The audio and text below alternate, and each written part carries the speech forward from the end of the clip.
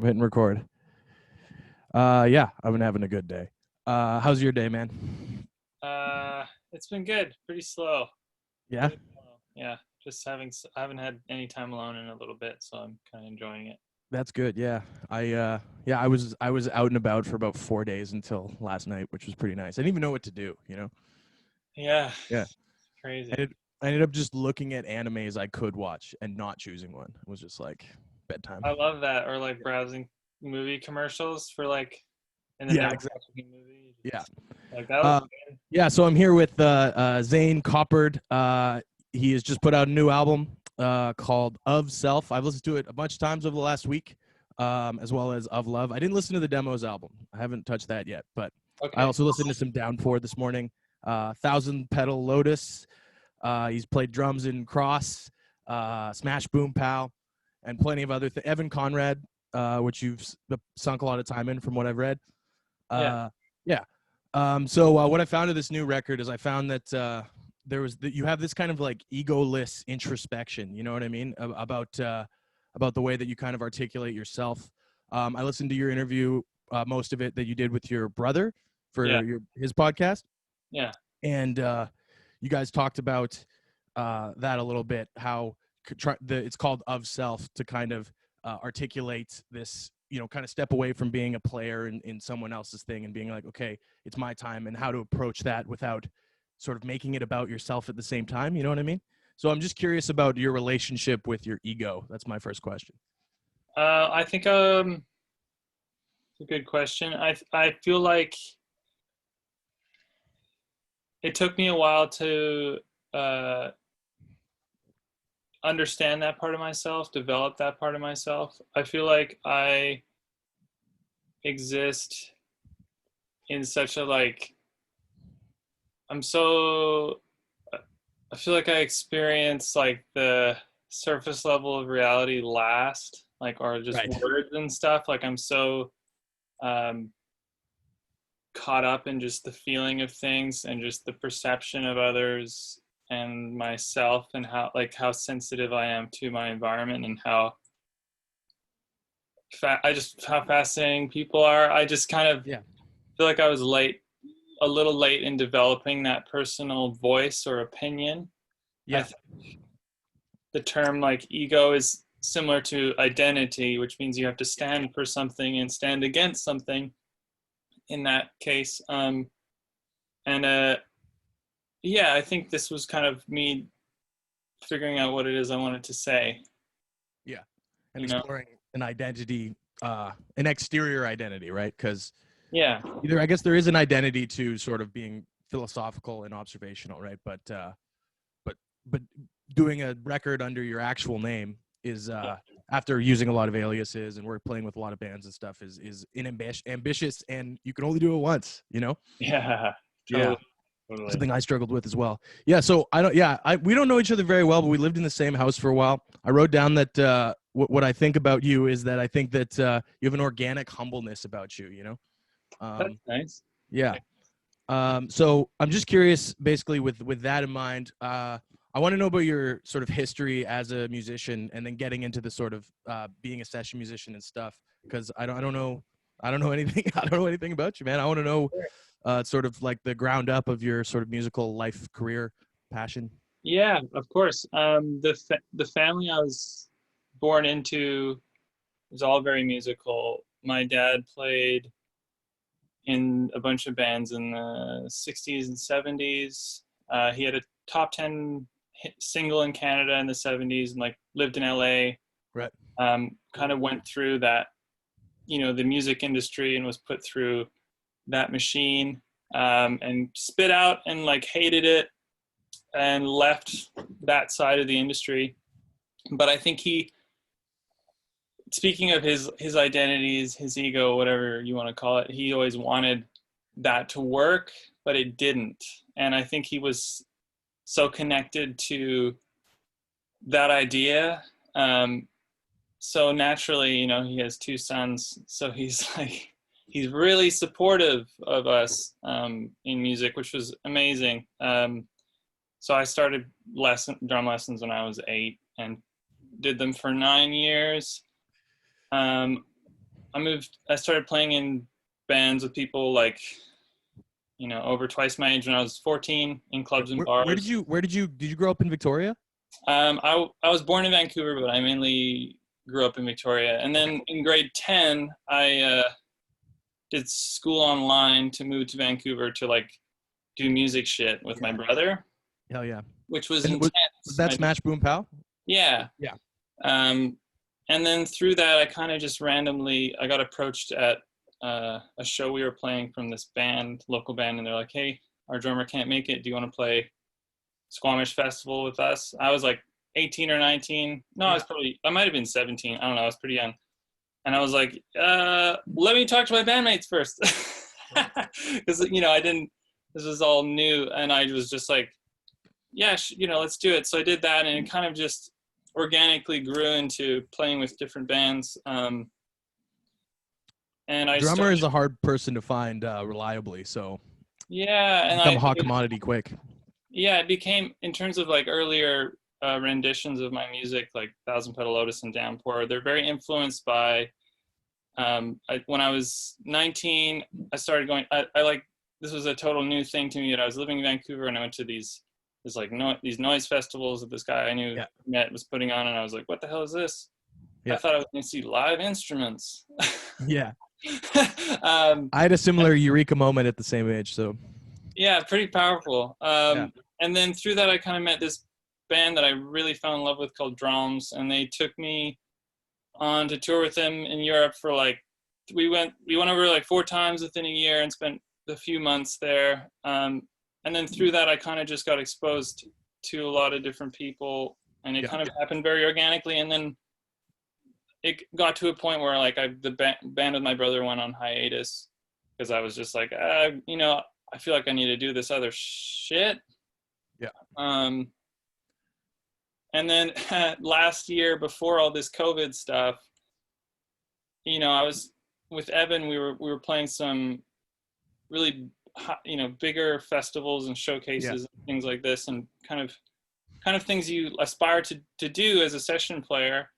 And I was like, wait, I got my whole life to do this. Yeah. What is it that I really want to say, and develop, and like, I want to be the captain of my own ship. I don't really want to like be tossed around into different groups and whatever, and be on someone else's timeline all the time. So I kind of just respectfully like backed out of the projects I was playing in, and was just like, I'm going to lock myself in a room and learn how to mix songs. Yeah. So that, that's what stuff came from, was like kind of that whole experience. Cool. Yeah. So what was your first solo work then? Was it the Thousand Petal Lotus? That was your first solo work? Okay. Yeah, EP. Cool. Cool. What was I gonna say here? So, like, are you gonna go back to session music at all? Is that on the docket, or are you gonna keep grinding as a solo? I think mainly that. My brother and I are making some tunes again with Evan, actually, kind of like pretty in a low key way. Mm-hmm. I think him and I will always work together. He's done a lot of mixing with me, and I feel like I'm a part of his projects in some way. I don't know. Yeah. During the end of playing with bands, I was just like, there's a lot of people who are, one second, sorry. It's all good. It's a windy day in Victoria. I'll tell you that much. It's crazy. I just went on a walk, and it was like I was going to fall over. It's going to fall over. There's a lot of people who are good at music, who are talented at instruments. And I think something I picked up early on was like, okay, it's like, okay, you're efficient at what you're doing, but like, how are you with getting along with people? How do you treat people you don't know? Can you conduct yourself professionally? Can you commit to following through on what you've said you're going to do? Where I'm getting with this is, during the end of playing with people, I wasn't even like thinking about the money as much as like who I'm going to meet. Right. you have personal relationships with, because something I've noticed is like the groups that break out are ones who can, like there's so many great artists. It's like, Yeah. I see people all the time and I'm like, what the hell? You're so good. And nobody knows who it is. And like, Yeah. so I'm always just thinking of like, okay, I want to build a community, or like people have a community to support me, I suppose. Yeah. I don't know where that really came from, but Well, that sort of ties into I was just reading about the alphabet thing. I did another last minute Google on you. And I think the thesis statement that who was the other person? It was Michaela. Kayla, my partner, yeah. Yes, yeah. The alphabet thing. It seems like you two are properly, and in my opinion, correctly conscious of how Victoria has a lot of stuff going on, but it is very compartmentalized, right? Yeah. Yeah. So I think that's it's a intelligent way to do networking, because networking, I think, is a good ambition, but it can often be very schmoozy. You know what I mean by schmoozy, right? Yeah, I And wouldn't really seductive. I wouldn't really call myself a schmoozer. I'm trying to like, I guess I just really love synergy, because Hell yeah. I can, in a very genuine way. It's not, Yeah. I'm not like a contrived, it's not, I'll be like, wow, that person's so amazing at this thing that I have no knowledge of. How can we benefit and move forward together, Yeah. I think that's the right way to approach it, I think. Yeah. So I guess that relates to something I wanted to ask you about. And it's from what I Googled you hard, man. Okay. To be clear, I did. I listened to that interview. You did it recently with the guys. I can't remember the name of the podcast off the top of my head, but it was the guys that do music supervision. You found that thing from like 4 years ago? Was that from 4 years ago? Is it in Toronto? Yeah, I think so. Dude, that's so weird. I couldn't even find that thing. Yeah, I found it, man. Looked one day, I was like, oh yeah, I did, and then I just couldn't even find it because I thought they took it down. Yeah, I don't know. Those guys seemed kind of mean, to be honest. Pardon? Those guys seemed kind of mean to me, to be honest, man. Yeah, it was a really weird situation. Yeah. I don't know. I met this dude. I worked at some cafes in Vancouver, and I met this guy who came in who worked out of the Warehouse, which is a studio in Gastown, and he came in and was a music supervisor and was like, hey, I should connect you with my friend David in Toronto, and he did, and then David went on to use a couple of Smash Boom Pow songs. But we started this random relationship, and then I was like, hey, I'm going to be in Toronto, and then he was like, come and be on my podcast. And I'm a big fan of like trying things and failing and then knowing, opposed to just like thinking about shit and how it could go. Trial and error. So I was just like, maybe I want to be a music supervisor. I don't fucking know. I know a bunch of different artists and bands, and like it would keep me interested and always listening to new music. So I want an excuse to do that. And it seemed like you were more just genuinely curious, and they were like, all right, kid. They were like, yeah, we read emails 8 hours a day and listen, they're just like, I don't even want music to be made anymore. There's too much of it. Yeah, it seemed pretty jaded. Yeah, that was another thing I wrote down. Like, you seem like, having worked in as many bands as you have in different avenues, and like with working with Evan, with that sort of larger scale success. Success is maybe the wrong word, but you know what I mean. The label machine. You see the label machine. Yeah, I'm terrified of the label machine. You seem not jaded at all to me, honestly. Like, that's nice. Yeah, I was gonna ask how you accomplished that. If there's a way to answer that without contradicting what I said, I guess. But I really want to be a lifelong learner, and I think, I don't know, to me, being jaded is like kind of like giving up hope. Yeah. In people or yourself, or like losing that. Like I'm surprised by people all the time, and I feel like as soon as I stop believing in others, is like it's all over. I really like that. That's the kind of shit that gets me excited.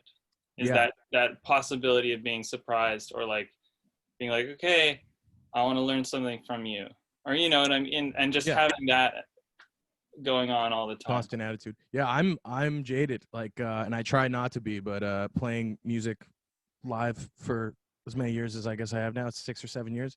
Yeah. Like, it's just like it's a combination between like what we talked about before, like the huge ego and the huge like just self-deprecation. You know what I mean? Then those are almost the same thing. You know what I mean? Dude, Um, I put this tea on the stove. I have something to say about that. I'll be back in yeah, like a few seconds. yeah. I will just talk. Okay. Yeah, I'm jaded. Uh, I don't know. Maybe it's my choice of friends. Maybe it's alcohol abuse. I don't know. But that's me. Well, I understand where that comes from. What do I have to say about that? I think music can be very competitive, and I think you in a lot of creative avenues. But you're in terms of you're saying like maybe this, what was it, like the scene or just the kind of. Yeah, I mean, I don't want to like, I don't love throwing around the scene because it's always changing and da da da. But like, just Yeah. the feeling, you know. Yeah. Yeah. Anything in particular you think it's from? That makes me jaded. Yeah. Um, I think that's a great question. You're interviewing me now, man. I don't know where it comes from. I think it comes. Most of my friends are not musicians and are Okay. not creatives, right? The people I spend the most time with are not. Um, so there's sort of a self-consciousness, I think, that comes with me doing these experimental things, etc. Um, and Yeah. and you know, trying to play some music that I like for some of my friends. So I mean, like a lot of them are very open-minded. That being said, but like not to knock them, but I think Yeah. it's kind of like I feel almost, I guess, two-faced, I suppose, in a lot of ways, because I'm sitting with my like dumbass friends and like watching Adam Sandler movies and just shooting the shit and eating pizza, but then Yeah. also I have a big foot in the world of something a bit more. Um, I don't want to say intellectual, but like, you know, that requires a vulnerability that's not there with the people I actually spend that amount of time with. So maybe that's where my jadedness comes from. Feeling misunderstood. Yeah, I guess so. Yeah. Or yeah, I mean, I don't know. I think I value courage a lot, and I think it takes a lot of courage to do something when in a situation it would have been so easy to do the other thing. Yeah. You know what I mean? So props. Thanks. Thanks. It's not as hard as I made it sound. It's not something that I lose sleep over, but I think it's a thing that a lot of people go through though. If you're doing anything even remotely interesting to you, you know, it probably won't line up with certain values of certain people around you, and yeah. you kind of just. And I don't think that means that you need to shun those other people. I think it just means that it's separate, and that's okay. Yeah. Yeah. Totally. Yeah. Although, you know, there can be a toxicity that can boil under that that's worth avoiding, I think, perhaps. But okay, I wanted to ask you about the new album. Okay. I listening to it and I found it I wrote down like there's a familiarity to it, and I don't mean that in the sense of like sampling or it sounds like another artist, or even in like the Ariel Pink way, if you know what I mean. Okay. It just like it feels like a time and place that I've been before. You know what I mean? Yeah. I'm wondering if you can put into words what that time and place might be, because I can't put my finger on it. I think it's for me, it's a sort of coming of age piece of music. Okay. And everybody's coming of age story is very different.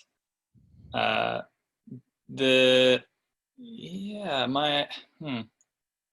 it's kind of like a boundary, because I'm like, okay, I have certain skills that are useful to people, to certain people, and I'm a fan of synergy. I'm a fan of helping people and helping move them forward, and I could spend my whole life doing that, or I could take a stand and have a boundary and be like, okay, it's time for me now. Yeah. Which I feel like when you're figuring out who you are, everybody goes through that. where they're like, okay, I've spent certain time just kind of wandering around life and like being some version of who I think and then you're like, okay, maybe I'll have a more of a boundary, and like that's part of me now. And yeah, it was just an incredibly tumultuous time. My father passed away like a year and a half ago, and so there was a lot of themes of that, I guess, just transitionary kind of feelings. Trying to think of how that, like, if there's any songs. I mean, kind of all of it. I feel like there's a lot of kind of existential feelings, I suppose, or like, what the hell am I really doing here? What can I do that is true to me that no one else could do, and I should probably focus on that.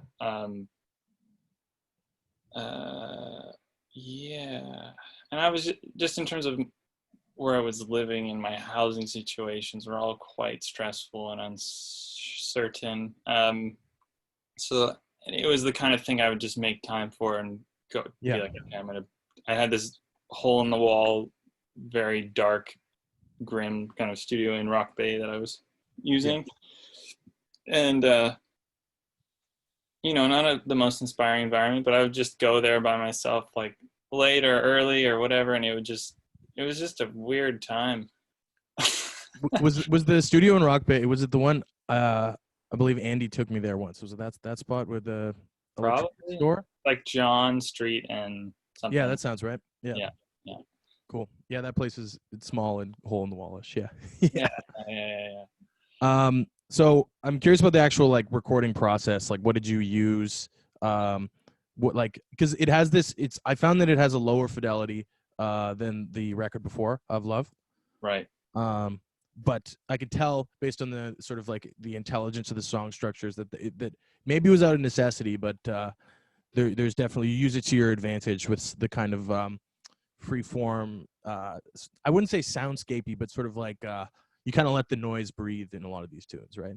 Right. That's funny you say that, because playing with Evan for that 6-month period, I never played with an artist where the show was so dialed. Like we all had in-ears and there was triggers, and like I played with a lot of click tracks, but this was the kind of thing like there's no room to play outside of what is decided. Yeah, there's no improv. No vamping. It's very like tight. It's like a unit.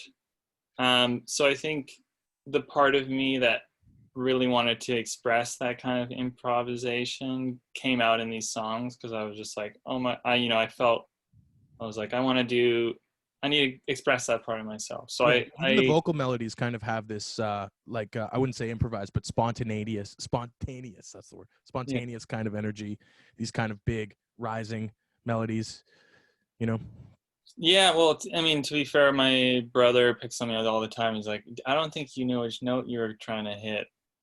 But you still went for it. Well, who cares? It sounds good. Thanks, dude.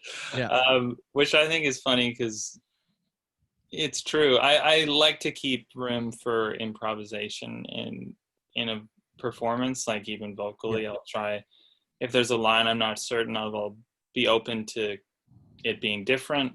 And then if I like it, I won't re-record it. And I'm a big fan of just like grabbing the feeling, grabbing the performance, and letting it be. Yeah. That being said, there's some moments I think that could have been tighter, but it also makes sense for kind of how my life was feeling. It's just like, here it is, for better or for worse. And laying it all on the table. Yeah, and I'm, that's what it was for me, and it was a great just kind of learning experience. But a lot of the effects I'll run through. I'll use like little handheld cassette recorders and just record the sound, and then play, like automate effects through pedals and shit. Cool. And just kind of create a very one-of-a-kind performance. Did you use any DAWs? I always ask people about this just because I'm a big DAW guy. Yeah. Ableton. Yeah, I kind of recognized a little bit of the Ableton effects. Yeah. Kind of is it the Redux setting? Is that what it's called? I have Ableton open right here. I'm gonna just take a look. Okay. It's like the Bit Crusher, but it's not called a Bit Crusher. I have this really great. I didn't actually use it in Ableton, but I have this really great unit Okay, that is a Bit Crusher. yeah. I love the Bit Crushing, man. It's like it makes things sound like Finesse specifically, which I really like. Who's that again? Finesse, you know Finesse? No, I don't know.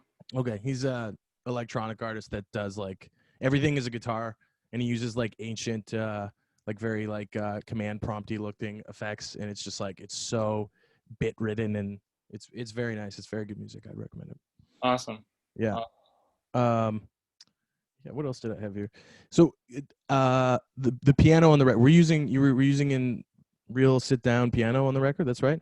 Because there's a lot of piano on this record for sure. No, or piano sounds. I was I think for maybe a few little ideas, like closer to the end, those little interludes, but for most of it, I'm using just a really good VST. Okay. Yeah. Because that stuff's getting crazy good now. Yeah, it is. The Arturia stuff is nuts. Like I just get the demos, use it for 20 minutes, bounce it down. And yeah, there you go. Yeah, so good, so clean. I use Keyscape, and then okay, I don't know Keyscape. It's amazing, but to make it kind of feel, I don't know, more organic, I'll put it through my own very custom effects and stuff. Yeah, I do the same. I often will, when something sounds very digital, I'll put like a little bit of reverb on the master just to give it that like little bit of sort of breath, you know. Yeah. Which I've been told is like a no-go in mastering school world, but whatever, it sounds good to me. I don't think you don't need to listen to that. Yeah, nah. Whatever you want to do. So I'm curious, we were talking earlier about sort of ego and stuff. You've played in front of people a lot, right? Yeah. And then, but now you're putting out your own music. That's you on your own, being vulnerable and stuff. And I'm just wondering about sort of your relationship with the concept of an audience, and how has that changed? And both in terms of live performance and in terms of releasing a record. Like, do you look at the numbers, and or do you like how do you feel about general feedback and all that? Like, is that something that is in mind during your creative process? There's a lot of questions, but yeah, I understand what you're saying. I'd say coming, yourself, you make bizarre music, and you make all kinds of music. I haven't listened to a ton of it, and I will after this because I haven't talked to you in a while. But I know that I've seen you perform, I think, a couple of times, and I know that you make things all over the map and like to express all these different kind of avenues. I just get bored easy, man. That's all. Totally. And I think for myself, something that really inspires me is thinking of what I can offer people with the music. So like a song like Ambit, that one. On the record. Like, I think I'm a big fan of like having something more than, I don't want it to be like, hey, just tune in and forget about it. Like, I want to create music that makes people think and have, kind of expand their perspective maybe, or maybe you're like, my actions affect other people. I didn't think about that before. This song made me, or whatever. And I'm the artists who really inspire me the most are the ones who have that kind of ability to affect people. And saying that, when I was making this, I didn't really care about who was going to listen to it. It was very much just like, I think this is good, I should just put it out. And as time has moved on, I'm like, wait a second, I believe in my message very deeply, because I better, right? Conviction is good. Or like, why are you doing it? I mean, that's me personally, but I'm sure it's different for everybody. I think that's a nearly universal kind of philosophy, though. At least, like, Yeah, and for me, like I want to get through to people. So I think I have a, you know, like it does an underlying desire to make weird music that no one understands. And I Yeah, think as time goes on, I'm like, wait, I actually want people to hear this. And because you've gotten I popular. That's something that's very with your solo music. It's gotten more melodic, I would say. yeah, and it comes down to like, okay, I want, if my message is important enough, I'd like to present it in a medium that's easily understood. So it's like, how can I dress this up to appeal to people, basically? And I think you might find like the newer tunes I put out, the easier it will be to understand as time goes on. And it came from more of like an obscure place, but now I'm like, wait, I actually want to connect with people, which means maybe. But the thing is, I'm not really compromising because I really love pop music. Like I'll listen to Yeah, top 40 unironically. me too, 100%. It's I think it's like people who know how to create a song that gets to you within 20 seconds, Yeah, and as you just being like, okay, what's gonna happen next? Oh my god, my yeah, endorphin, dude. It's like science to me, like it's almost. You know what crazy. I mean? Yeah, It's amazing. It's like it's chemistry. inspiring when it's done really well. Yeah, yeah. I Uh, think of Carly Rae all the time. Like she's just got this like unbelievably down pat sort of sense of structure and lyricism that just blows my mind every time. yeah, it's a crazy industry. Yeah, It's inspiring though, and yeah, I think as time goes on, I want to kind of, you know, just make music that you could show, like, I don't know, a parent who's maybe, you know, a little more like conservative, and they'd be like, hey, I can get behind that yeah. song, I would put even this though on it's the radio. about something like pretty out there, and you know. Yeah, I'm for it. Yeah. Um, yeah, I wrote down that I found that despite the sort of some of the popular chord choices and stuff on certain songs on of Self, that it's deceptively complex. You know what I mean? Okay. Where it's it'll have moments of extreme accessibility, and then it'll be like, oh, okay, yeah. My man is droning now. Hell yeah. And but even within the drone, there's a lot more going on than sort of your classic sort of amplifier wall. You know what I mean? Yeah. I wouldn't even call it a drone necessarily, but you know what I mean, where it kind of soundscapey. Yeah, None of it's very conscious. I kind of just show up and record stuff, and I'm like, yeah, it's fun. yeah, yeah. I like the spontaneity a lot. I think it's yeah, I think it's a smart album. I would say I think it's smart. That was my biggest thing after I listened to it for the first time. I was like, this is a smart album. Thanks. You know what I mean? Yeah. Yeah. Um, I guess I don't have any more questions. You want to talk? You seen any good movies lately Yeah. or TV? I watched The Outsider, Like the Francis Ford Coppola. Stephen King book. Oh, Stephen King book. Okay. It's a TV I show. probably saw. It's like a Is it mini. the HBO one, right? Yeah. It's pretty.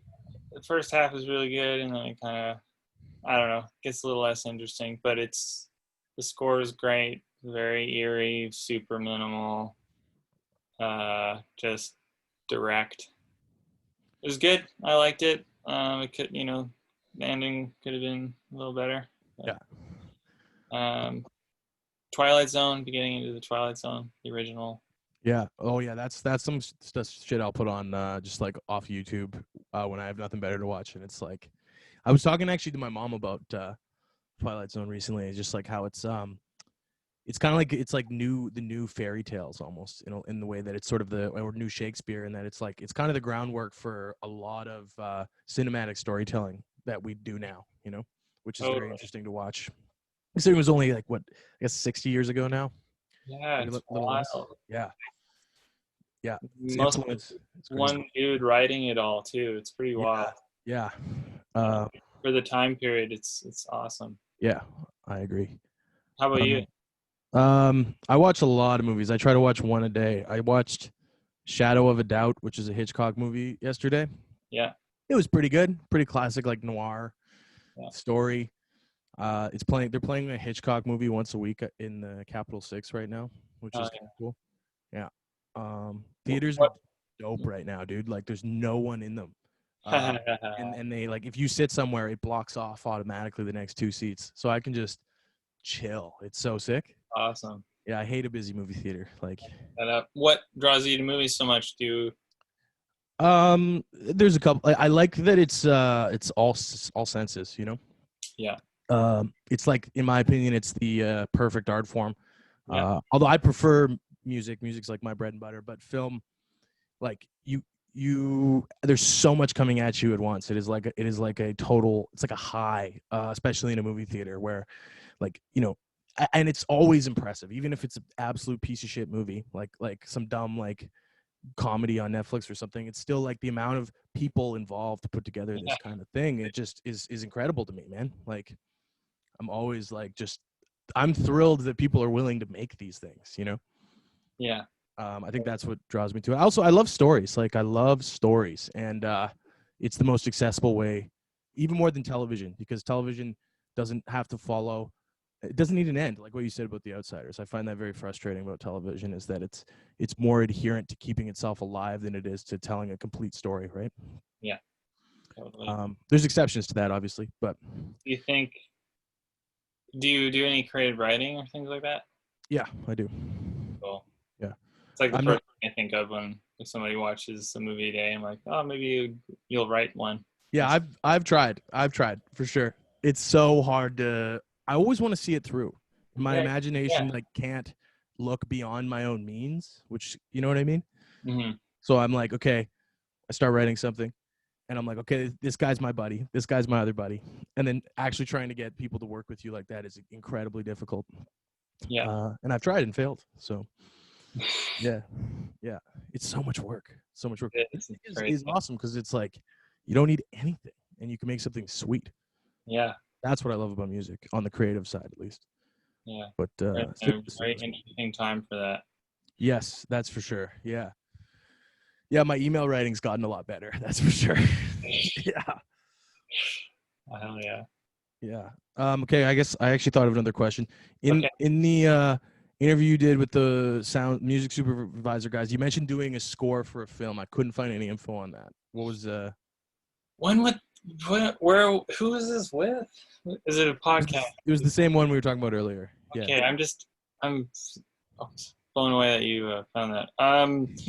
I've done a few with a friend of mine in Vancouver named Jordan Finlay, and I've done I think he's kind of the main collaborator I've had, but he did a short film centered around the eclipse when it happened, and that would have been after the interview though. So I think I might have been talking about just some shorts we did, which are on my website.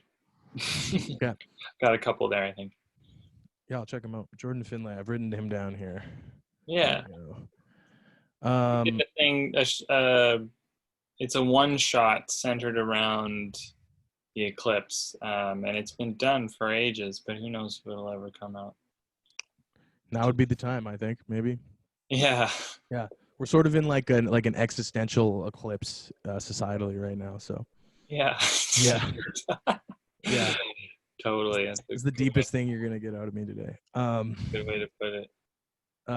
Okay, cool. Yeah, so I guess I wanted to ask you about scoring, like just like how does that differ when you're adherent to images? I haven't done any score. I mean, I sent somebody some music for a movie, but I didn't watch the movie. I just sent him the music. Okay. So, yeah, and it was already done. I just put more reverb on it and sent it to him. So, but other than that, I don't have any experience with scoring, and it's something I find fascinating because if you take a lot of music in movies that are very cookie cutter Hollywood and stuff, you find that the music is incredible when you take it away from some images, and sometimes the music requires images. You know, like the Under the Skin. You've seen that movie? No, I don't think so, actually. It's great. Yeah, the score is by Mika Levy. I don't know if that rings a bell. Okay. What Under the Skin? Is that a newer one? It's from 2014. Yeah. Okay. Maybe 2016. I'll look it up. It's great. It's a great film. It's a hip one too. Yeah. Okay. Yeah.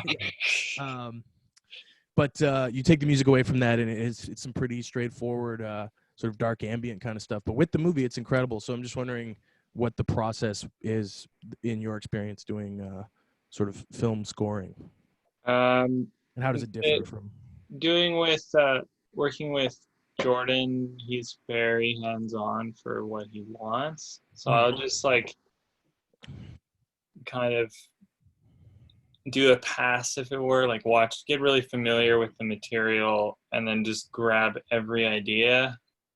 Yeah. However many times you have to record to the visual, and then kind of send that off and just get notes and just keep finessing until you're both happy with it. I think for everyone it's different. I think there's a lot of people who are more hands off. I don't know if I think I might have a hard time if I ever. I'm kind of thinking of pursuing more of those avenues because but I think I might have a hard time doing very commercial projects like that because the music can be very lifeless and just like synthetic and feel And kind of uninteresting. yeah. Um, I don't know. I think I grew up with my dad was really into like action movies and blockbusters, and I Yeah. just grew up always thinking that TV was a form of escape. Yeah. And it's taken me some At its time. core, it is. Yeah, and it's taken me some time to come around to it and be like, this is a really powerful art form. Yeah. But I think that's kind of shifted more in the last couple of years. So I think if you're going to do it, I mean, you watch a lot of movies. Like I'm sure you have a very intuitive sense for how things should sound and when, and because you're kind Yeah. of just adding to the feeling that's already there. You're like, Yeah. but that's what I mean with more commercial movies. You're kind of spoon feeding a little bit. It'll be like, now you're meant to feel this. Here's that chord, or like here's Yeah. that the jab. But when you listen to them out of context of a film, which is something I've been exploring over the last couple months, is finding these like romantic comedies that I've watched, and if I notice, I'm like, that music's pretty good. Yeah, And I'll listen to the whole score, and I'll go like and take it out of context and listen to it a couple times, and it becomes a very unique listening experience. cool. Very rewarding. Yeah, I'm I interested in that. feel like I should listen to more music. Yeah. Anything you've been into? Any like albums? Yeah. I mean, I listened to a bunch of jazz a couple days ago. I always, whenever I listen to a new album, I write it down. That's Um, awesome. I feel like yeah. you're stockpiling all this different knowledge, and one day it's gonna compile into this synergistic creation, and you'll be I like, hope oh so. my god, it all makes sense. It all I makes think sense. I think this might be that synergistic creation. To be honest, it's feeling like it. Like sitting down and talking to interesting people, and I don't know. Yeah, Could be I'm really on an interview, but like you're very good at this, so I think if you wanted to cool. do it, you could. Yeah, I've been If you enjoying it. want. Yeah. I want to talk to some strange, like truly strange people. Like I've been digging down YouTube rabbit holes kind of and being like, okay, like can I find somebody that like reviews like Codename Kids Next Door or something, like and talk to that person and just see what the hell it's like to be that person. That's something I'm interested in. Yeah. These are real people with lots of views and stuff, and I don't know a damn thing about it, and that interests me for sure. But Really. musicians for now will do. Yeah. Yeah, I listened to this person, Anna von Hauswolf, Okay. she's the daughter of some well-known. I think they're German, just based on their name, but they're definitely Eastern European. And she plays the like panpipe organ. Okay. And her earlier work sounds a bit like Kate Bushy, but a little darker. But then she's gone full instrumental, and it's just this really lovely, kind of dark, kind of not, kind of beautiful, like ambient-ish music. It's really cool, and it all feels very live. Even though I don't think that all of it is. I think there's some digital manipulation for sure. Cool. Which I like her a lot. Her new album in particular, which is called, I think it's called Entering. No, that's the name of the song that I liked. It's All Thoughts Fly. Like that came out like 2 or 3 weeks ago. I really like that one. Yeah. Other than that, I've been just revisiting a lot of old ambient stuff like Alva Noto and Ryuichi Sakamoto and that kind of stuff. And I've been listening to strings quartets too. Yeah. I talked to this guy, J.G. Thirlwell, who's does the music for the show Archer and Venture Brothers, among plenty of other things. Okay. and he was just taught like just naming off all this like classical stuff that I didn't know. So I've been digging through some of that too. That's been pretty Cool. cool. Did you interview him for the Yeah, radio? I did. Yeah. I sent him a message on Facebook and he said yes, and I was like, dude, hell yeah. That's Hell awesome. yeah, man. Yeah. Oh yeah. Yeah. Which that's the kind of networking we were talking about earlier that I can get behind. It's just like just shoot your shot. Just Especially now, I can sit here and just bang off emails, and even if 20 people don't respond that 21st, that's dude, all. 100%. And like people, you're like, do you want to do this thing together? And they're like, they're not busy. No, they're not. Yeah. They used to be, but not anymore. Yeah. I mean, I'm back to work, but Yeah. whatever. Also, you know. Just having something to, if you have something to offer, it's like that's a really good thing to put forward. I think people get so discouraged so quickly when reaching out to people. Yeah. I think anybody who's like gotten anywhere has heard no a lot or nothing. Nothing. 100 no's for every yes. It's like, yeah. A no is also a lot better than hearing nothing. That being said, yeah, totally. I do prefer nah, I'm good to radio silence. Sure. Yeah. Okay. Of Self. It's out now. Support him on Bandcamp. Spotify doesn't pay very well. Yeah. Did I say Of Love or did I say Of Self? Did I say the right one? Yeah, that's the new one. Cool. Yeah, give it a listen. I really enjoyed it. I'll be playing some of it on the show. This whole interview won't be on the show. I cut them for the show and then I put the whole thing on YouTube, to be clear. Oh, I hope that's cool. Yeah. Because we've been talking for like an hour, I think. So. Okay.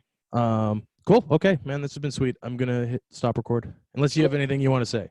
No, I think we're good. Cool.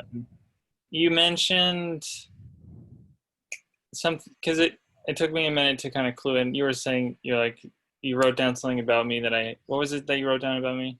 I wrote down that I think that you have an organic humbleness about you. Right. I just want to what I have to say about that, having digested it through the show, not really like cluing in right away. I think the world's really big, and I want to be in situations where I'm working with people who have influenced me, and not be like, oh my God, I'm in the room with so and so. Let me get it on my Snapchat. Yeah. Because then you separate yourself from that experience, and you're separating yourself from that person. Like you're different, you're lower than, you're higher than, whatever it is. I think there's just something so valuable about being able to meet someone on their level wherever they're at. Yeah. And I think when people project this kind of bravado or this kind of big personality, this very kind of cocky, I think if you're cool with where you're at, you shouldn't really have to do that. Yeah. And when you do that, it kind of signals to me kind of how ignorant you are of how big the world is. Because it's you're buying into it. If you had these experiences and you're letting it go to your head, it's really? You asked that much out of yourself to become a cocky asshole? Yeah. I tend to agree. I kind of disagree with you just on the point of sometimes people who are really cocky are hilarious. Yeah. And if you're really funny, I'm cool with it. Otherwise, get out of here. And another thing my brother is like that. My brother is the cockiest son of a bitch you have ever met, ever. He's so cocky, but he's also hilarious, man. Yeah. And to say something about that too with artists, I think, because Kanye West is the biggest example. He is everyone has opinions about him. I love him, to be honest. Yeah, I think he's problematic, but I love him. Yeah, very problematic. I care about him. I think he's brilliant. I care about him. He when I see him, I'm like, wow, that guy's so sensitive. He has this. He has such a huge personality he has to put up just to protect himself. Yeah. And you'll see all kinds of artists who have this kind of, they're so hard to deal with, and you're like, okay, you're protecting yourself. That's your barrier. Yeah, for sure. Yeah, and it's Kanye he's protecting his ideas almost as if they're his children. You know what I mean? And with this arrogance where he's like, I believe that what I am doing is amazing, And I don't even want to hear anything else about it. Yeah. And he explores that idea with sensitivity in his actual lyrics, which I Yeah. think a lot of people miss about him. Yeah, man. I saw him on the Yeezus tour. No Oh, yeah. opener, no encore, no other musicians. Yeah. And he gets away with it. Yeah.